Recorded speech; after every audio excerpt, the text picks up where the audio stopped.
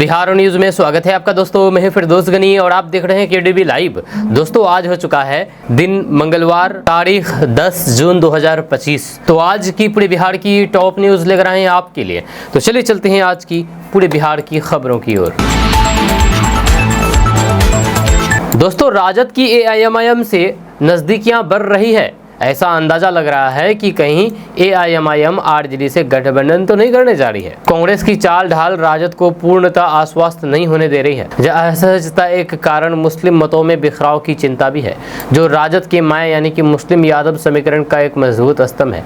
जब बिहार में सीमांचल की 24 सहित विधानसभा की लगभग 40 सीटों पर मुस्लिम मतदाता निर्णायक है। इस दोहरी चिंता के बीच राजद के लिए एक आसरा ऑल इंडिया मजलिस इत्तेहादुल मुस्लिमीन यानी कि एआईएमआईएम का है। इस बार एआईएमआईएम को भी अपने स्तर से किसी प्रभावी गठबंधन की आशा नहीं। ऐसे में अंदर खाने दोनों एक दूसरे को साधने में लगी है। दोस्तों बिहार की राजधानी पटना को जल्द ही अंतर्राष्ट्रीय खेलों के मानचित्र पर नई पहचान मिलने वाली है। मोइनुल हक स्टेडियम का नव निर्माण अगस्त 2025 तक शुरू होने जा रहा है। इसे बीसीसीआई द्वारा एक अत्याधुनिक अंतर्राष्ट्रीय क्रिकेट कॉम्प्लेक्स के रूप में विकसित किया जाएगा। जब 10 दिसंबर 2024 को बीसीसीआई को ये स्टेडियम 30 साल की लीज पर सौंपा गया था और मार्च 2025 में डीपीआर भी तैयार हो चुकी है। अब निर्माण कार्य के लिए टेंडर प्रक्रिया अंतिम चरण में है। जहाँ करीब 500 करोड़ की लागत से बनने वाले इस स्टेडियम का लक्ष्य 3 साल में निर्माण पूरा करने का है। जहां नव निर्माण के बाद ये स्टेडियम गुजरात के नरेंद्र मोदी स्टेडियम के बाद देश का दूसरा सबसे बड़ा स्टेडियम होगा। जहां इसकी दर्शक क्षमता 40,000 होगी, जिसमें आईसीसी और फिर बीसीसीआई के मानकों के अनुरूप सभी आधुनिक सुविधाएं होंगी। स्टेडियम परिसर में 2 इंटरनेशनल क्रिकेट मैदान होंगे, खिलाड़ियों के लिए gym, spa, 2 fully equipped dressing room, indoor practice area, practice net, video विश्लेषण सुविधा, सेमिनार हॉल, बोर्ड रूम और फिर 5 स्टार होटल तक की व्यवस्था की जा रही है।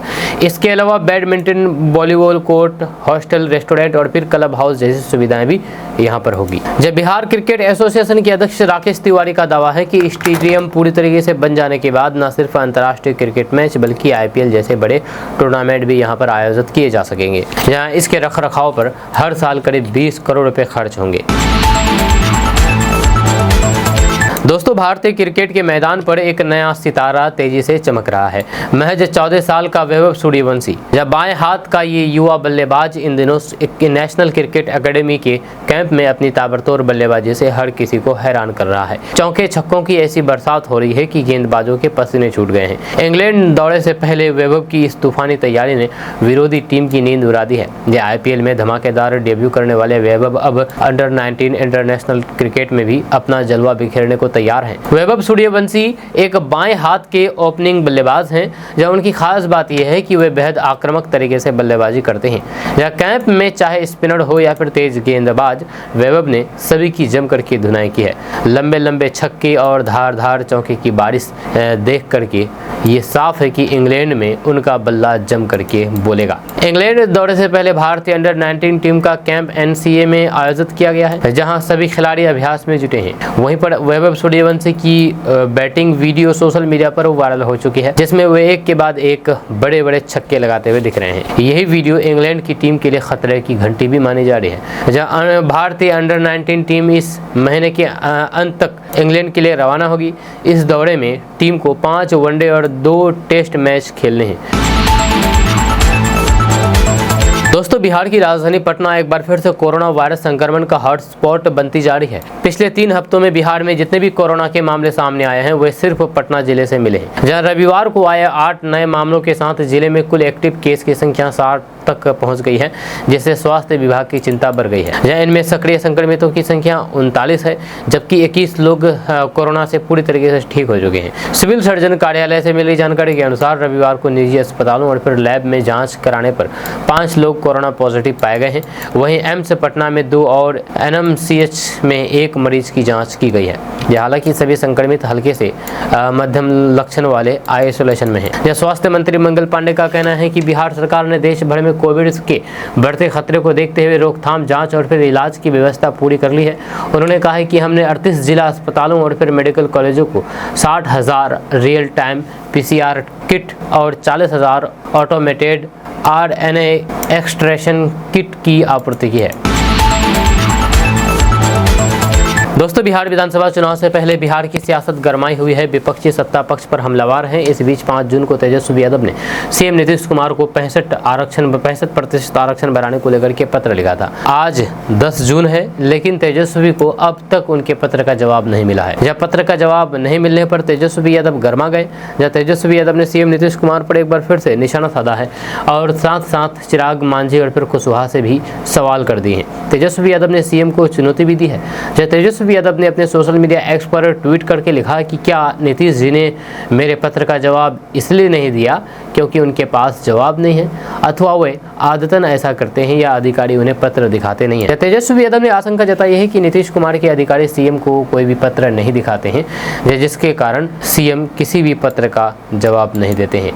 तेजस्वी यादव ने आगे लिखा है कि सामाजिक न्याय का ढोल पीटने वाले ऐसे दल जिनके बलबूते मोदी सरकार चल रही है, वह हमारी सरकार द्वारा बढ़ाई गई 65% आरक्षण सीमा को संविधान की 9वीं अनुसूची में शामिल करने में असफल क्यों है। मुख्यमंत्री नीतीश कुमार, केंद्रीय मंत्री चिराग पासवान, जीतन राम मांझी, राज्यसभा सांसद उपेंद्र कुशवाहा को दलित, आदिवासी, पिछड़ा, अति पिछड़ा वर्गों के इस हकमारी के खिलाफ आरक्षण पर मुंह खोलना चाहिए। सिर्फ कुर्सी से चिपके रहने के लिए राजनीति नहीं होती है। वहीं पर तेजस्वी यादव ने आगे कहा कि अगर प्रधानमंत्री से ये सब लोग इस छोटी सी मांग को भी पूरा नहीं करा सकते हैं तो फिर इनका अपनी राजनीति एवं ऐसे गठबंधन में रहना धिक्कार है। अगर नीतीश जी प्रधानमंत्री और गृह मंत्री के सामने इस विषय पर कुछ बोलने में असमर्थ है तो उन्हें विधानसभा का एक दिन का विशेष सत्र बुलाना चाहिए।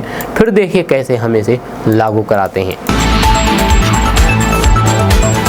दोस्तों, बिहार में बंदूक की नोक पर स्कूल से टीचर को किडनैप किया गया। जब पकड़वा विभाग का ये हैरान कर देने वाला मामला सामने आया है। दरअसल बात यह है कि इन दिनों सोशल मीडिया पर किसी भी बात को गलत दावे के साथ पेश करना बहुत ही आसान है, हालांकि इसका बहुत ज्यादा नुकसान भी होता है और ये खतरनाक है। फेक खबरें सोशल मीडिया पर तेजी से वायरल हो जाती है। इन्हीं फेक खबर से आपको सावधान करने के लिए हम आपको फेक न्यूज से अवगत कराते हैं कि देखिए ये फेक न्यूज है। सोशल मीडिया पर यह दावा किया जा रहा है कि बिहार के एक सरकारी स्कूल के टीचर को बंदूक की नोक पर पकड़वा करके शादी करवाने के लिए ले जाया जा रहा है। जब सोशल मीडिया प्लेटफॉर्म एक्स पर एक यूजर ने इसकी वीडियो भी शेयर की है। इस वीडियो में एक शख्स को सरकारी स्कूल से जबरन पकड़ करके ले जाते हुए देखा जा सकता है। वहीं पर शख्स को जबरन पकड़ रहे लोगों के हाथों में बंदूकें भी देखने को मिल रही है। इसमें वीडियो के साथ कैप्शन में लिखा है कि बेगूसराय के एक सरकारी स्कूल टीचर को बंदूक की नोक पर पकड़वा करके शादी करवाने के लिए ले जाया जा रहा है। बिहार में बहार बा, नीतीश कुमार बा। क्योंकि सोशल मीडिया पर यह पोस्ट काफी तेजी से वायरल हो रही थी, इसलिए हमने दावे की जांच करने का फैसला किया। इस वीडियो के की फ्रेम्स को हमने रिवर्स सर्च किया, यानी की फ्रेम्स को हमने सर्च किया तो हमें वीडियो एक इंस्टाग्राम अकाउंट पर मिली। इस अकाउंट पर वीडियो को 12 मार्च 2025 को अपलोड किया गया। इसमें वही वीडियो देखा जा सकता है जो सोशल मीडिया पर वायरल हो रहा है। इस पोस्ट में बताया गया है कि ये एक फिल्म की शूटिंग के दौरान की वीडियो है जिसका नाम पकड़वा विवाह है। जब वीडियो में कुछ लोगों के हाथ में कैमरा भी देखा जा सकता है, जब वहीं पर इसमें स्कूल बेगूसराय के दुलालपुर का देखा जा सकता है। यानी कि ये वीडियो बिल्कुल पूरी तरीके से फेक है, गलत है, ऐसा कुछ भी सच्चाई नहीं है, सिर्फ फिल्म की शूटिंग है। दोस्तों, बिहार की राजधानी पटना के लोग जल्द ही मेट्रो ट्रेन में सफर कर सकेंगे। उम्मीद है कि अगस्त 2025 से पटना मेट्रो का संचालन शुरू हो जाएगा। जब मेट्रो प्रोजेक्ट के तहत 2 कॉरिडोर बनाए जा रहे हैं। इन दोनों कॉरिडोर में कुल 26 स्टेशन बनाए जाएंगे। नॉर्थ साउथ कॉरिडोर की लंबाई करीब 14.5 किलोमीटर होगी, जिसमें 12 स्टेशन होंगे। ये लाइन पटना जंक्शन से शुरू होकर के न्यू ISBT पर खत्म हो जाएगी। इस लाइन में मलाही पकड़ी, खेमनीचक, भूतनाथ रोड, 0 माइल और फिर न्यू ISBT जैसे स्टेशन शामिल हैं। वहीं पर ईस्ट वेस्ट कॉरिडोर की लंबाई 16 किलोमीटर होगी, जिसमें 14 स्टेशन होंगे। इसमें दानापुर, सगुना मोड़, IPS मोड़, पटेल नगर, मीठापुर और पटना चिड़ियाघर जैसे प्रमुख स्टेशन शामिल होंगे। जब पटना जंक्शन से चिड़ियाघर तक करीब 9.5 किलोमीटर का सुरंग मार्ग बनाया जाएगा। इसमें मीठापुर रैंप से विकास भवन और फिर रुकनपुर रैंप तक सुरंग बनाई जाएगी। दोस्तों, बड़ी खबर बिहार के वैशाली से सामने आ रही है, जहां पर निगरानी विभाग की टीम ने एक बड़ा एक्शन लिया है। जहां निगरानी की टीम ने एक महिला वीडियो को 20,000 रुपये रिश्वत लेते हुए अरेस्ट किया है। दरअसल निगरानी विभाग को शिकायत मिली थी कि आवास योजना का लाभ देने के एवज में लालगंज की प्रखंड विकास पदाधिकारी यानी कि BDO नीलम कुमारी पैसे की डिमांड कर रही है। निगरानी की टीम ने पहले इसकी जाँच की और फिर आरोप को सही पाए जाने के बाद पटना से निगरानी विभाग की टीम वैशाली के लालगंज पहुँच गई। निगरानी की टीम ने जाल बिछाया और फिर घूसखोर BDO नीलम कुमारी को 20,000 रुपये रिश्वत लेते हुए रंगे हाथ धर दबोचा। जब निगरानी की टीम इस कार्रवाई से पूरे प्रखंड कार्यालय में हड़कंप मच गया है। जब वीडियो से पूछताछ के बाद निगरानी की टीम उसे अपने साथ पटना ले गई है, जहां उसे निगरानी की स्पेशल कोर्ट में पेश किया जाएगा। दोस्तों, मुख्यमंत्री नीतीश कुमार चुनावी साल में हर विकास कार्यों का निरीक्षण खुद करने पहुंच जा रहे हैं। एक दिन पहले गंगा नदी पर 6 लेन यानी कि 6 लेन पुल बनने के कार्यों का निरीक्षण करके अधिकारियों को निर्देश भी दिया था।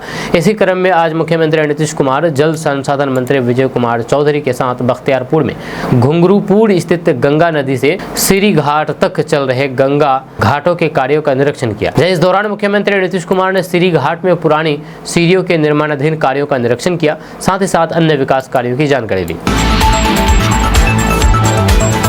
दोस्तों, एक बार फिर से बिहार में गर्मी झुलसाने लगी है, जब पारा 40 डिग्री के पार पहुंच गया है। आपको बता दूं कि मगध, शाहबाद, तिरहुत, अंग, मिथिलांचल और सीमांचल क्षेत्र में गर्मी से लोगों का हाल बेहाल है।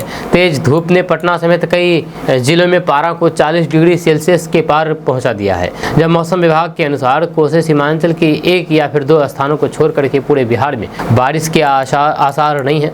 उत्तर मध्य, दक्षिण पश्चिम और फिर दक्षिण मध्य बिहार में मौसम शुष्क रहने के आसार है। जब पटना मौसम विज्ञान केंद्र के अनुसार बिहार में भीषण गर्मी का प्रकोप जारी है, जिसमें कई जिलों में अधिकतम तापमान 40 डिग्री सेल्सियस के ऊपर दर्ज किया गया है। अगले 24 से 48 घंटे तक बिहार के मध्य और फिर पश्चिमी भागों में गर्म और फिर आर्द्र दिन रहने की संभावना है। इसके बाद तापमान में गिरावट का पूर्वानुमान है। मौसम विभाग ने सुपौल, अररिया, किशनगंज, मधेपुरा, सहरसा, पूर्णिया, कटिहार के 1 या फिर 2 स्थानों पर बारिश और वज्रपात का अलर्ट जारी किया है। वहीं पर 10 जून से गर्मी से राहत मिलने के आसार हैं। जब आपको बता दें कि आज पश्चिमी चंपारण, पूर्वी चंपारण, सीतामढ़ी, मधुबनी, शिवहर, सुपौल, अररिया, किशनगंज में बारिश के आसार हैं। वहीं पर 11 जून से 15 जून तक पूरे बिहार में 1 या फिर 2 स्थानों पर बारिश के आसार हैं। जब पिछले 24 घंटे के बारे में बात की जाए तो पिछले 24 घंटे में रोहतास और गोपालगंज में सबसे ज्यादा अधिकतम तापमान 40.8 डिग्री सेल्सियस दर्ज किया गया। वहीं पर औरंगाबाद में 40.5 डिग्री सेल्सियस, भोजपुर में 40.4 डिग्री सेल्सियस और गया तथा विक्रमगंज में 40.2 डिग्री सेल्सियस रहा। पटना में भी अधिकतम तापमान 40 डिग्री सेल्सियस दर्ज किया गया है। दोस्तों, AIMIM के राष्ट्रीय अध्यक्ष असदुद्दीन ओवैसी बीते कुछ दिनों से ऑपरेशन सिंदूर के बारे में दुनिया को बताने के लिए विदेश दौरे पर थे। हालांकि अब वे विदेश से वापस भारत लौट चुके हैं। भारत लौटने के बाद असदुद्दीन ओवैसी ईद मिलाप कार्यक्रम में शामिल हुए। इस दौरान उन्होंने गाजा में रह रहे फिलिस्तीनियों नागरिकों की मदद के लिए भारत सरकार से गुहार लगाई है। इसके साथ ही उन्होंने बिहार में होने वाले विधानसभा चुनाव को लेकर भी अपनी प्रतिक्रिया जाहिर की है। आपको बता दें कि बिहार में इस साल 243 विधानसभा सीटों पर चुनाव होने जा रहे हैं। चुनावी मौसम को देखते हुए बिहार में सियासी गलियारे की हलचल तेज हो गई है या राजनीतिक दलों का जमावड़ा भी लगना शुरू हो गया है। वहीं पर बकरीद के समय पर हुड़दंग करने वालों को भी उन्होंने नसीहत दे दी है। वहीं पर AIMIM के चीफ असदुद्दीन ओवैसी ने कहा कि जो लोग त्यौहार के वक्त कानून को हाथ में लेते हैं, ये ठीक नहीं है। जब बिहार चुनाव में AIMIM के प्रदर्शन को लेकर के उन्होंने कहा कि बिहार में हमें पूरी तैयारी के साथ विधानसभा चुनाव में हिस्सा लेना है। हमें अपने उम्मीदवारों की कामयाबी के लिए पूरी कोशिश करनी है। जब फिलिस्तीनी नागरिकों के लिए असदुद्दीन ओवैसी ने कहा है कि भारत की हुकूमत हमेशा फिलिस्तीनियों का साथ देते आई है। जहां हमारी हुकूमत की जिम्मेदारी है वो इस नरसंहार को रुकवाएं। गाजा में जो लोग वहां भूख से तड़प करके अपनी जिंदगी गुजार रहे हैं, उन्हें खाने के लिए भोजन पहुंचाएं। फिलिस्तीनियों के लिए दुआ करते रहें, इंशाअल्लाह हमारी दुआ रंग लाएगी। जिन हुकूमतों के पास सब कुछ है वह खामोश बैठी है। दुनिया की बड़ी बड़ी सुपर पावर तुम पर हो रहे जुल्म को भूल रहे हो, लेकिन हम इसको याद रखते हैं। उन्होंने कहा कि जहां पर हम आज ईद की खुशियां मना रहे हैं, वहीं पर यह बहुत ज़रूरी है कि हम गाजा के मजलूम फिलिस्तीनियों को भी याद रखें, जहां पर 60,000 से ज़्यादा लोगों की मौत हो चुकी है। जहां गाजा में सबसे ज़्यादा लोगों के हाथ और फिर पैर कटे हैं। गाजा में जालिम इजरायली हुकूमत की वजह से टेंट के नीचे इलाज होता है। आज वह मजलूम कौम दुनिया में पुकार करके थक गई है, कोई उनकी मदद को नहीं पहुंचा है। लेकिन उनके हौसले को सलाम। मस्जिदों पर बमबारी करके जालिम इजरायली हुकूमत ने शहीद कर दिया।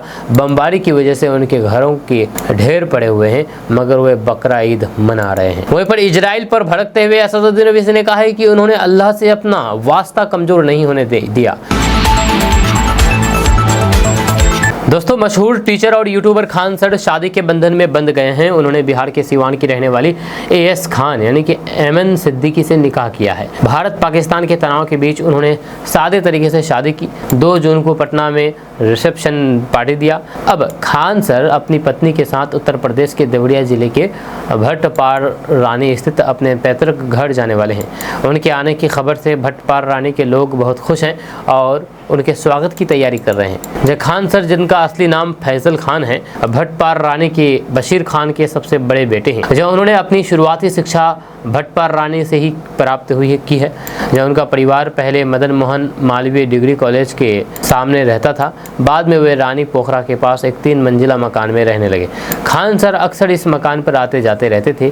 लॉकडाउन के दौरान उन्होंने रानी पोखरा वाले मकान में मार्बल पत्थर लगवाया था। जब 2 साल पहले उन्होंने वार्ड नंबर 1 लखना उर्फ डोमदी लाहोपार मार्ग पर एक नया मकान भी बनवाया है। ये मकान बहुत बड़ा और फिर सुंदर है। खान सर ने AS खान यानी कि एमन सिद्दीकी से सादे अंदाज में शादी की। जब पटना में 2 जून को खान सर ने अपनी शादी का रिसेप्शन दिया।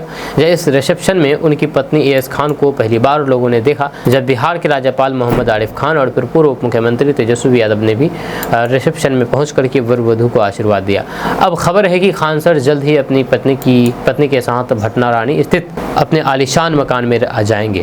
जब उनके 1-2 दिनों में आने की सूचना से भटनागर के लोग बहुत उत्साहित हैं। लोग खान सर और फिर उनकी पत्नी का भव्य स्वागत करने की तैयारी कर रहे हैं। दोस्तों, सैयद शाहनवाज हुसैन ने मुसलमानों से वक्फ कानून के समर्थन में शामिल होने की अपील की है। जी हाँ, BJP नेता सैयद शाहनवाज हुसैन ने मुसलमानों से अपील किया है कि वे वक्फ कानून का समर्थन करें। दरअसल बात यह है कि ईद उल अजहा के खास मौके पर ईदगाह में नमाज अदा करने के बाद सैयद शाहनवाज हुसैन ने लोगों से अपील की है। जब नमाज अदा करने के बाद सैयद शाहनवाज हुसैन आम लोगों से गले मिले और हाथ मिलाकर के पर्व की शुभकामनाएं दी। वहीं पर मौके पर मीडिया से बातचीत में उन्होंने कहा कि बकरीद, ईसार और फिर कुर्बानी का पर्व है। उन्होंने देशवासियों को पर्व की शुभकामनाएं देते हुए अमन, चैन और फिर खुशहाली की कामना की है। इधर सुपौल में बकरीद के मौके पर हुई नमाज के बाद वक्फ कानून के विरुद्ध आंदोलन में अधिक से अधिक संख्या में लोगों से शामिल होने की अपील की गई। जब बताया गया है कि नए वक्फ कानून के विरुद्ध पटना के गांधी मैदान में 29 जून को विरोध प्रदर्शन का निर्णय लिया गया। इमारत सरिया द्वारा इसकी सूचना दी गई। खास बात यह थी कि जिस वक्त ईदगाह मैदान में लाउड स्पीकर से ये घोषणा हो रही थी, उसी वक्त पूर्व मंत्री भाजपा के राष्ट्रीय प्रवक्ता सैयद शाहनवाज हुसैन भी उसी ईदगाह मैदान में मौजूद थे। हालांकि इसको लेकर के उन्होंने कोई भी प्रतिक्रिया देने से इनकार कर दिया। दोस्तों, विधानसभा चुनाव को लेकर के बिहार में तैयारियां तेज हो गई है। सभी राजनीतिक दल जनता के समर्थन के लिए मेहनत कर रहे हैं और एक दूसरे पर वार पलटवार भी कर रहे हैं। इस बीच चुनावी मैदान में उतरे राजनीतिक रणनीतिकार और जनसुराज पार्टी के संस्थापक प्रशांत किशोर ने नीतीश कुमार के खिलाफ अपनी बात रखी है। उन्होंने खास करके 60 साल से ज्यादा उम्र वाले लोगों को दी जाने वाली 400 रुपए की पेंशन पर तीखा हमला बोला है। प्रशांत किशोर ने कहा है कि जो 60 साल के ऊपर के बुजुर्ग को सरकार 400 रुपए की पेंशन देती है वह बेहद कम है। उन्होंने कहा कि भिखारी को भी इससे ज़्यादा पैसे मिलते हैं। महंगाई के इस दौर में 400 रुपये महीने की पेंशन को वे भीख कह रहे हैं। उन्होंने कहा कि अगर उनकी पार्टी सत्ता में आती है तो दिसंबर 2025 से 60 साल से ऊपर के हर व्यक्ति को 2000 रुपये मासिक पेंशन दी जाएगी। दोस्तों, बिहार मदरसा शिक्षा बोर्ड का पूर्ण गठन हुआ है। सलीम परवेज नए अध्यक्ष होंगे इसका। जी आपको बता दूं कि बिहार सरकार ने बिहार राज्य मदरसा शिक्षा बोर्ड पटना का पूर्ण गठन कर दिया है। शिक्षा विभाग द्वारा जारी अधिसूचना के अनुसार सलीम परवेज को बोर्ड का नया अध्यक्ष नियुक्त किया गया है। ये नियुक्ति बिहार राज्य मदरसा शिक्षा बोर्ड अधिनियम 1981 की धारा 5 और फिर संशोधन अधिनियम 2024 के तहत की गई है। सरकार की ओर से कुल 12 सदस्यों की एक नई समिति का गठन किया गया, जिसमें विभिन्न विभागों, संस्थानों और मदरसों से जुड़े हुए पदेन सदस्य भी शामिल है। इनकी नियुक्ति 3 वर्षों की अवधि अथवा सरकार की प्रसाद पर्यटन मानी जाएगी। सलीम परवेज को अध्यक्ष पद की जिम्मेदारी सौंपी गई है। जब पदेन सदस्यों में निदेशक, मदरसा प्राचार्य, वक्फ बोर्ड के अध्यक्ष और फिर विश्वविद्यालय के प्रतिनियुक्ति शामिल है। शिक्षकों और समाज सेवियों को भी बोर्ड में शामिल किया गया है। दोस्तों, बिहार सरकार ने अपने सभी विद्यालयों की सुरक्षा को सुनिश्चित करने के लिए एक महत्वपूर्ण कदम उठाया है। अब बिहार के सरकारी, निजी और फिर अन्य स्कूलों में विद्यालय सुरक्षा एवं संरक्षा मार्गदर्शिका 2021 का पालन किया जाएगा। जहां बिहार शिक्षा परियोजना परिषद ने सभी जिलों के शिक्षा अधिकारियों को इस नियम का सख्ती से पालन कराने का निर्देश दिया है। यह गाइडलाइन केंद्रीय शिक्षा मंत्रालय की वेबसाइट से प्राप्त की जा सकती है। यह निर्णय राष्ट्रीय शिक्षा नीति 2020 और सुप्रीम कोर्ट के निर्देशों के अनुरूप किया गया है। नई गाइडलाइन के तहत स्कूलों में सुरक्षा के लिए 5 महत्वपूर्ण मानक निर्धारित किए गए हैं। सबसे पहले स्कूल की इमारत और उसके आसपास की सुरक्षा पर ध्यान केंद्रित किया जाएगा। इसमें स्कूल के चारों ओर मजबूत दीवारें, कक्षाओं में सही तरीके से लगे पंखे और आपातकालीन दरवाजे शामिल है। दूसरी बात, बच्चों की सामाजिक और भावनात्मक सुरक्षा का ध्यान रखा जाएगा, जिससे उन्हें सुरक्षित महसूस हो। उन्हें गुड टच और बैड टच जैसी महत्वपूर्ण बातें भी सिखाई जाएगी। तीसरा, नियम के अनुसार स्कूलों में बच्चों के स्वास्थ्य और फिर शारीरिक सुरक्षा का विशेष ध्यान रखा जाएगा। हर विद्यालय में चिकित्सा किट उपलब्ध होना आवश्यक है और बच्चों की नियमित स्वास्थ्य जांच भी कराई जाएगी। इसके लिए उन्हें एक हेल्थ कार्ड दिया जाएगा, जिसमें उनकी स्वास्थ्य से संबंधित जानकारी होगी। यह चौथा नियम साइबर सुरक्षा से संबंधित है, जिसमें बच्चों को ऑनलाइन खतरे से बचाने के लिए कंप्यूटर और इंटरनेट की निगरानी की जाएगी। वहीं पर 5वां नियम आपात स्थिति से संबंधित है। किसी भी खतरे से निपटने के लिए हर स्कूल में एक योजना बनाई जाएगी। यह स्कूलों में समय समय पर मॉक ड्रिल का आयोजन किया जाएगा, ताकि बच्चे और फिर शिक्षक सही तरीके से आपात स्थिति का सामना कर सके। स्कूलों को इस दिशा में तैयार किया जाएगा और फिर बच्चों को जागरूक किया जाएगा कि आपात स्थिति में उन्हें क्या करना चाहिए। अगर आप महिला हैं तो आपके लिए बिहार सरकार बहुत ही अच्छी योजना चला रही है। महिलाओं को अब बिहार सरकार पैसे दे रही है। जब लघु उद्योग और स्टार्टअप नीति के तहत बिहार सरकार महिलाओं को आत्मनिर्भर बना रही है। जब हम आपको इस योजना के बारे में जानकारी देंगे कि आखिर ये योजना क्या है और आप भी इसका लाभ उठा सकते हैं। जानकारी के बाद इस योजना के बारे में बताएंगे। दरअसल बात यह है कि यह योजना बिहार सरकार द्वारा चलाया जाता है। बिहार सरकार महिलाओं को उद्योग स्थापित करके आत्मनिर्भर बनाने के लिए अलग अलग योजनाओं का लाभ दिया गया है। इस योजना का नाम है मुख्यमंत्री महिला उद्यमी योजना। जी हाँ, मुख्यमंत्री महिला उद्यमी योजना बिहार की महिलाओं को आत्मनिर्भर बनाने की दिशा में एक प्रभावी पहल साबित हो रही है। इस योजना के अंतर्गत अब तक 8787 महिलाएं लाभान्वित हो चुकी है और उनके बीच कुल 608 करोड़ रुपए की राशि वितरित की जा चुकी है। मुख्यमंत्री महिला उद्यमी योजना का मुख्य उद्देश्य राज्य की महिलाओं को उद्यमिता के लिए प्रेरित करना, उन्हें अपना व्यवसाय शुरू करने या फिर उसका विस्तार करने के लिए वित्तीय सहायता प्रदान करना तथा उन्हें आर्थिक रूप से सशक्त बनाना है। योजना के तहत महिलाओं को परियोजना राशि के रूप में अधिकतम 10 लाख रुपए तक की वित्तीय सहायता प्रदान की जाती है, जिसमें 50% तक की राशि ब्याज मुक्त ऋण के रूप में दी जाती है, जिसे 7 वर्षों में वापस करना होता है। जब आपको बता दूं कि मुख्यमंत्री महिला उद्यमी योजना के अंतर्गत महिलाओं को कुल परियोजना लागत का 50% तक की राशि अनुदान के रूप में दी जाती है। इसके साथ ही उन्हें व्यवसाय शुरू करने और फिर उसे सफलतापूर्वक चलाने के लिए आवश्यक प्रशिक्षण भी दिया जाता है। योजना के लाभार्थियों को मार्केट प्लेस पर अपने उत्पादों के प्रचार, बिजनेस सलाहकार की मदद और अन्य प्रकार की सहायक सेवाएं भी उपलब्ध कराई जाती है। मुख्यमंत्री महिला उद्यमी योजना का लाभ लेने के लिए महिला आवेदक को बिहार राज्य की अस्थायी निवासी होना चाहिए। उनकी आयु 18 से 50 साल के बीच होनी चाहिए। इस योजना की एक विशेष बात यह भी है कि इसका लाभ ट्रांसजेंडर समुदाय को भी दिया जा रहा है। दोस्तों, पूर्णिया के पूर्व सांसद पप्पू यादव के 1 वर्षीय कार्यकाल को लेकर के राजनीतिक बयानबाजी का दौर तेज हो गया है। जब पूर्व सांसद संतोष कुशवाहा ने सोमवार को रामबाग स्थित अपने आवास पर प्रेस वार्ता करके पप्पू यादव के कार्यकाल पर तीखा हमला बोला है और इसे हवाबाजी, झूठे वादों और फिर अनर्गल बयानबाजी का साल करार दिया है। उन्होंने यहाँ तक कह दिया है कि पप्पू यादव के 1 साल का लेखा जोखा झूठा है।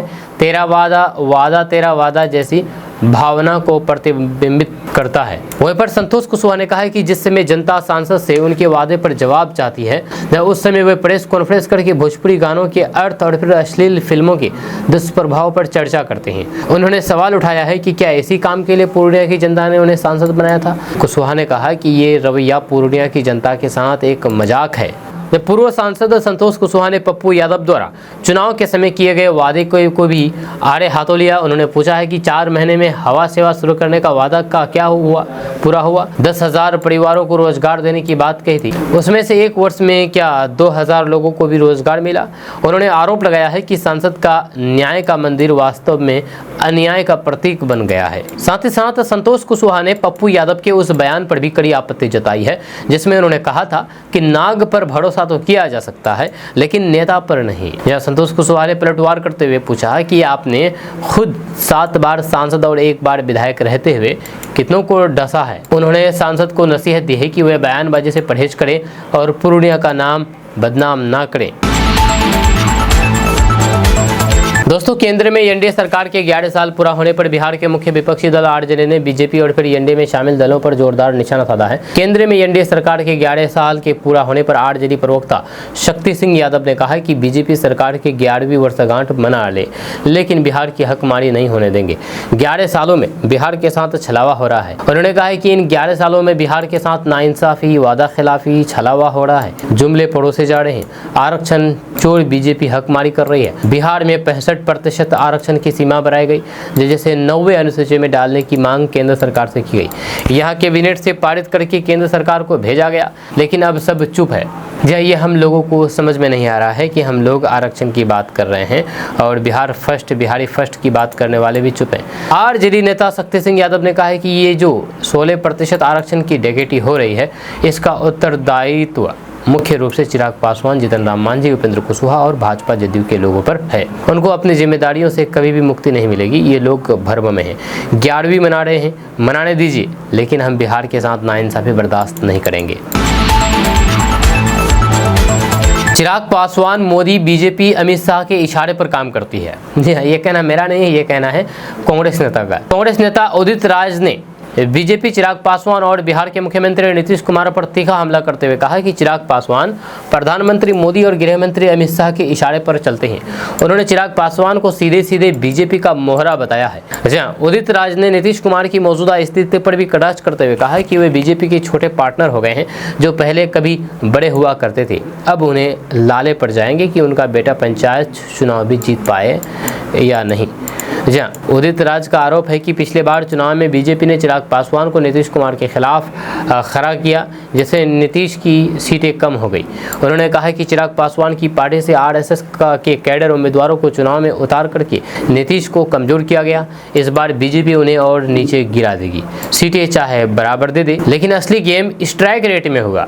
जब बीजेपी खुद को 80-90% स्ट्राइक रेट ले जाकर के नीतीश को घर बैठा देगी, ये कहना है उदित राज का। दोस्तों, बिहार में विधानसभा चुनाव होने वाले हैं, उससे पहले राजनीतिक बयानबाजी का दौर शुरू हो चुका है। चुनाव से पहले जेडीयू के पार्षद संजय सिंह ने जनसुराज के सूत्रधार प्रशांत किशोर को लेकर के बड़ा दावा कर दिया। जेडीयू पार्षद संजय सिंह ने दावा करते हुए कहा कि प्रशांत किशोर ने सीएम नीतीश कुमार से डिप्टी सीएम पद की मांग की थी। जेडीयू नेता के इस दावे के बाद अब प्रशांत किशोर ने तीखी प्रतिक्रिया दी है। पत्रकारों से बातचीत में प्रशांत किशोर ने यहाँ तक कह दिया है कि उनकी यानी कि जेडीयू सीएम हाउस में जाने की औकात थी क्या। प्रशांत किशोर ने कहा कि जब मेरी और नीतीश कुमार की बात हुई थी तो वे क्या वहां ट्रांसलेटर के तौर पर मौजूद थे। जेडीयू पार्षद के दावे से भड़कते हुए प्रशांत किशोर ने पत्रकार के सवाल पर कहा कि सबके बयान पर उत्तर देना जरूरी नहीं है। आप पत्रकार हैं, आप पहले उनसे पूछ लीजिए कि आप वहां बैठे थे क्या। आपकी औकात थी सीएम आवास में जाने की, जहां प्रशांत किशोर रहते थे वहां आपको जाने की अनुमति थी क्या। हम मुख्यमंत्री के घर में रहते थे, ये बात किसी से छिपी हुई है। हम किससे क्या मांगे थे। जब हम नीतीश कुमार से बात कर रहे थे तो आप जिनका नाम ले रहे हैं वह वहां ट्रांसलेटर बन करके बैठे थे। इससे पहले पटना में एक संवाददाता सम्मेलन में जेडीयू पार्षद संजय सिंह ने दावा किया था कि प्रशांत किशोर जब जेडीयू में थे तब उन्होंने मुख्यमंत्री नीतीश कुमार से डिप्टी सीएम का पद मांगा था।